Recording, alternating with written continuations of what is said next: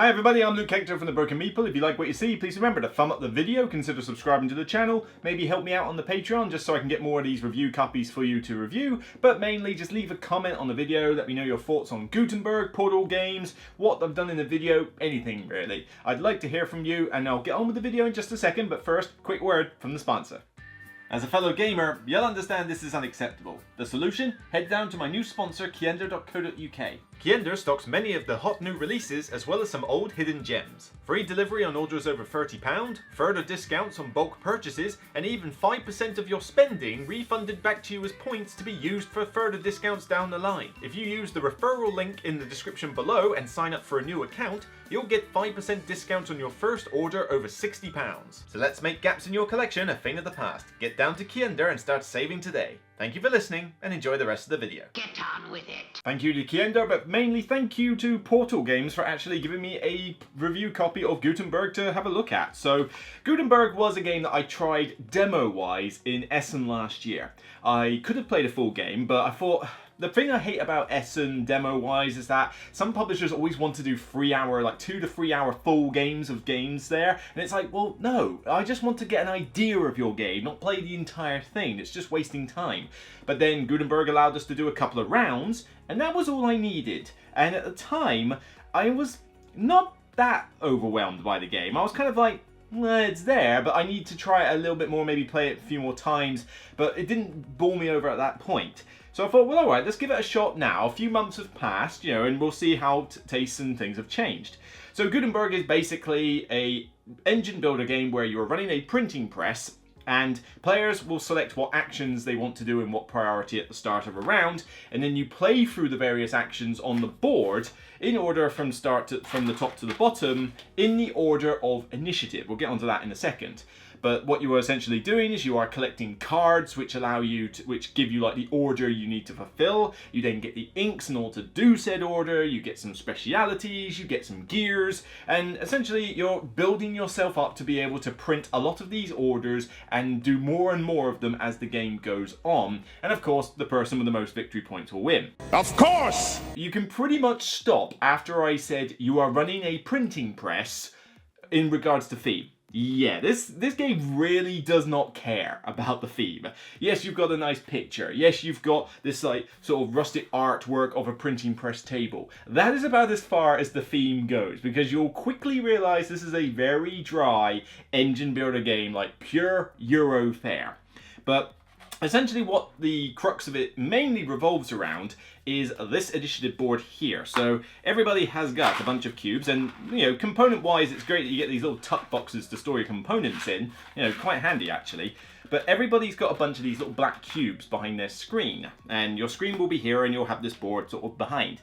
But what you do is, depending on your order in turn order from last round, you'll get so many of these cubes, 7, 8, 9, possibly even 10, depending on how many players you've got. You have the 5 actions on your initiative board, and you place the cubes in these rows based on how much you want to do that action first. Because what's going to happen is we're going to simultaneously reveal the screens, and then the actions from top to bottom are going to go in the order of initiative.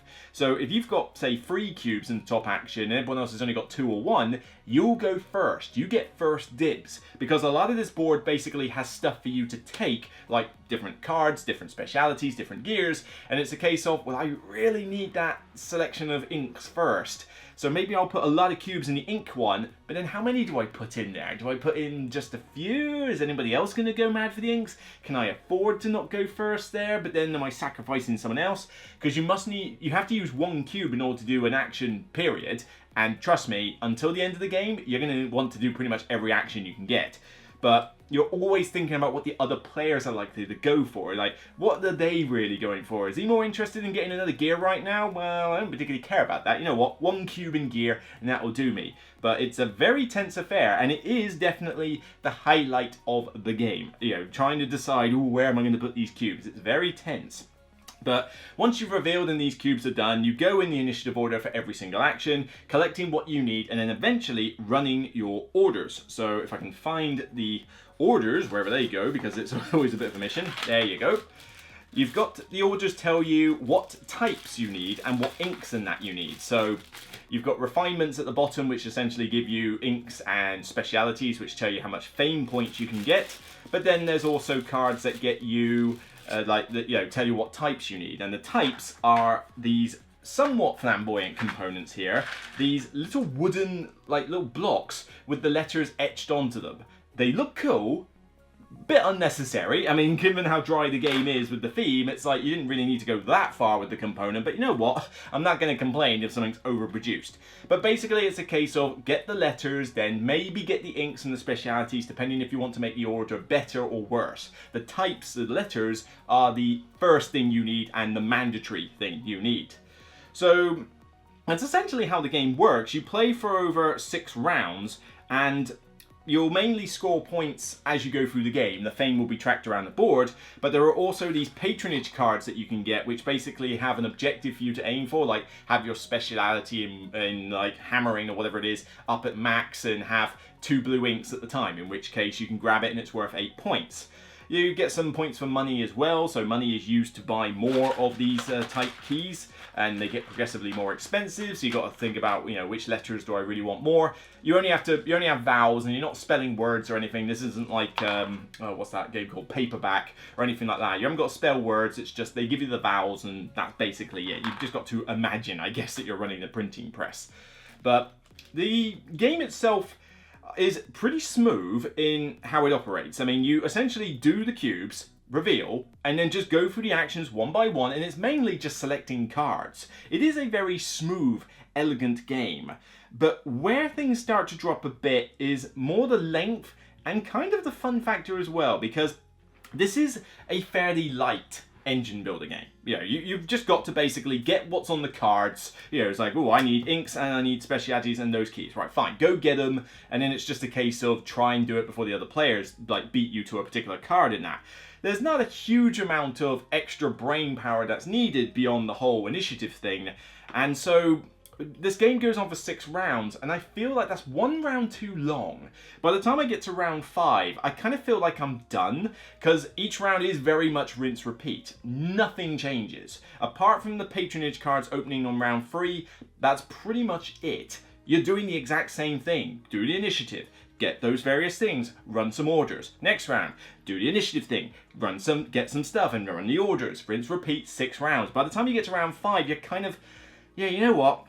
I'm kind of good, because it's not like your 6th round is pivotal to anything. It feels very much like round 5, and round 5 feels much like round 4.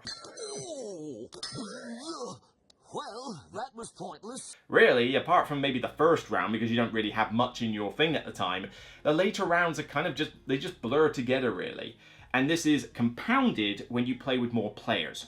When you play this with more players, God help you, because this is an engine builder that I think should take no more than 60 minutes. I think it needs to be light, quick, and fast. Well, it's certainly fairly light. It's certainly quick in terms of how each action should go, but the game is not quick. This game with 3 or 4 players easily takes you into the 90-minute plus mark. 4 players can potentially, with AP players, take you to 2 hours. That is a little bit insane, and a lot of that comes down to the initiative board part, because as fun as this part is, it is also ripe for analysis paralysis. Do something! Do something! Do something! And compounded when you add more players. So with 3 or 4 players, I think this game just outstays its welcome by the time you get to round 5 and that. 2 players works a lot better, and you've got 2 sides of the board, so 3 and 4 players is on one side, 2 player flips over and it's got much less choice. Honestly, I probably do say that this is really a 2-player game. I don't see this being that great to play at 4 players. I just think it's too long. 3, if people know what they're doing, I could go with it. We'll catch on with the solo mode a little bit later.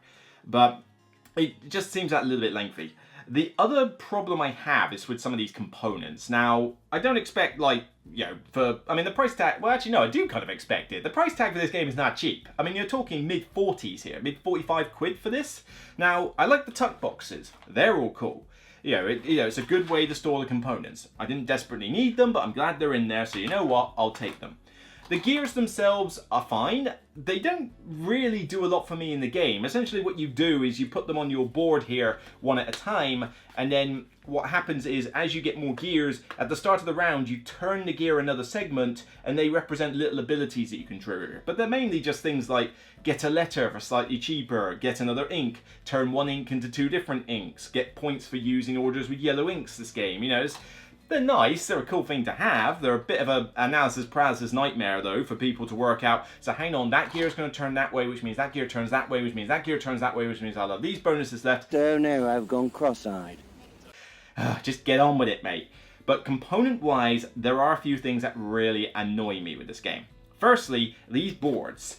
They came to me a little bit on the warped side, and they don't necessarily sit flat on the table, mostly because of these annoying little free grey discs you have to put in here to start with.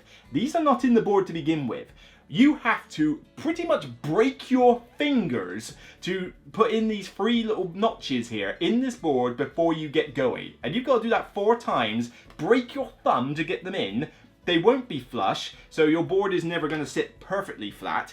And what this ends up doing is, I guarantee in the game, you will be in a situation where you'll go, right, okay, I've got cube here, and oh wait, oh crap.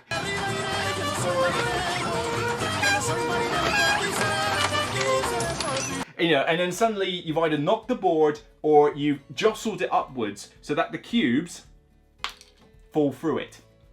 The amount of times that has happened, I have lost count. Not just from me, but from other players. You cannot afford to even remotely touch these while cubes are sitting in them. And the same goes for the initiative board. That will have the same problem. It's like they're quite flimsy cards, so they're very light. Any slight movement is going to jostle them and make life a little bit of a pain for you. So they work, but would have liked them to be a bit more sturdy. I mean, for 45 quid, you know, we could have possibly gone to the region of dual layer boards. I mean, I would certainly take a dual layer board over these wooden types any day, or even the tuck boxes, frankly, because I could have used baggies. It wouldn't have been that much of a problem. Even this bag here, I mean, it's a good Hessian bag for pulling the inks out, but, you know, that much of the bag is actually taken up by stuff. The rest of it is just empty space. So you put your hand in it and you're trying to grab these ink tokens, which are very, very tiny. I mean, good luck trying to find these if you drop them on the floor anytime on a carpet. It's a little bit of a nightmare. As I mentioned before, the printing press theme is non-existent, and it really isn't. I mean, when you play this game, nothing comes out in the theme about being a printing press other than the fact that you collect these cool little letters. I mean, these letters are cool, but that's literally about it. Even the specialities that you get. I mean, your player board here has got the 3 gears to represent your press. You have got 4 tracks here that represent your specialties, and I guarantee all you do is you level them up. That's it. So what does one speciality get you over the other? Nothing. Absolutely nothing. They are purely a prerequisite for the patronage cards and certain orders. That's it. One order might tell me that I need to have my leather working at level 4 and my ink working at level 3. The order is just a bunch of numbers and letters at the end of the day. The tracks mean nothing. You get it to the top, you'll get some extra, some extra fame points, and you'll level up this other bonus track. So as soon as you get one up to as high as 2, you'll move across and get a bonus ink. It's a weird extra bonus that you get, but yeah, I mean, the theme doesn't come through. You are basically playing a dry engine builder, which is going to be fine for a lot of people. A lot of Eurogamers don't care about the theme, and so this will work just nicely on that regard. I admire its purity. The rules themselves are not particularly complex to learn. I mean, you have got a pretty sizable rule book, but it's mostly just a size thing. Once you're actually reading through it, the rules are actually pretty straightforward. I didn't really come across anything that was particularly ambiguous, apart from maybe 1 or 2 icons that aren't the most intuitive. But your player screen tells you how many cubes you should have based on what player you are. It gives you all the iconography from the gears, how much buying your next type key is going to be, even the sequence of play. So the screens do a good job of reminding you of the rules, and so once you've played this once, once you've played it once, frankly, you should be able to regurgitate the rules from memory to play it with other people. That's pretty cool.